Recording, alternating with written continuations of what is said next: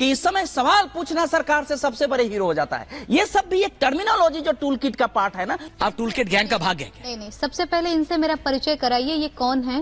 अभी मजा आएगा ना भिड़ो। पर ये मुझे बेहद हल्के आदमी लगे। इनकी क्या उन्होंने क्या कौन सी चीज आपको हल्की लगी, आप मुझे बताइए। का सस्ती लोकप्रियता, और उन्होंने कहा बड़ा चलन हो गया है सत्ता से सवाल करने का, तो विपक्ष से सवाल पूछें। और सवाल तो होगा, अब इसके लिए चाहे कितना भी तिल मिलाइए, कितना भी किसी को टूल किट गैंग का सदस्य बोलिए।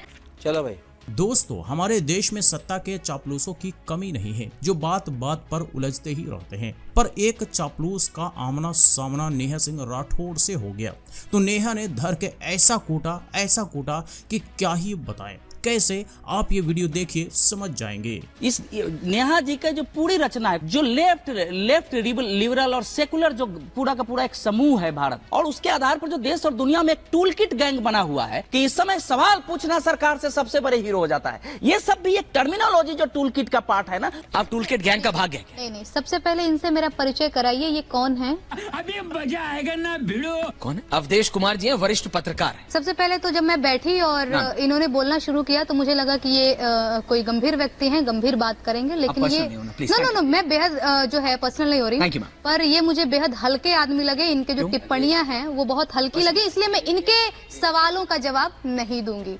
हाँ जी, तो ये चापलूस नेहा को टूल किट गैंग का हिस्सा बता रहा है, सरकार से सवाल पूछने को चीप पब्लिसिटी बता रहा है, साथ ही साथ लेफ्ट लिबरल भी बता रहा है। ये सब देखने और सुनने के बाद ये पता जरूर चल रहा है कि इसका मानसिक दिवालियापन का इलाज किसी भी पागल खाने में संभव नहीं है। खैर, इस पर नेहा सिंह राठौड़ ने इसकी ऐसी कुटाई की कि इसकी नानी याद आ गई होगी। और ये तो शुरुआत है, आगे देखिए होता है क्या। ऐसा क्यों करते हैं आप? ये मैं आपसे भी, अच्छा मैं एक बार मैं आपसे पूछना, देखिए बुजुर्ग हैं पर बेहद वरिष्ठ है, मैं आपसे ये कह रहा हूँ, यही कह रही हूँ, वरिष्ठ हैं पर इन्होंने बेहद हल्की। क्या उन्होंने क्या कौन सी चीज आपको हल्की लगी, आप मुझे बताइए। का सस्ती लोकप्रियता, और इन्होंने बोला नहीं, सत्ता से क्यों, सबसे सवाल करेंगे ना। जी, इन्होंने कहा बड़ा चलन हो गया है सत्ता से सवाल करने का, तो विपक्ष से सवाल पूछें। मैं राहुल गांधी से पूछूं 2 करोड़ नौकरी का वादा आप करते हैं, मैं विपक्ष से सवाल करूं? तो जी, ऐसे नेहा सिंह राठौड़ ने इस चापलूस को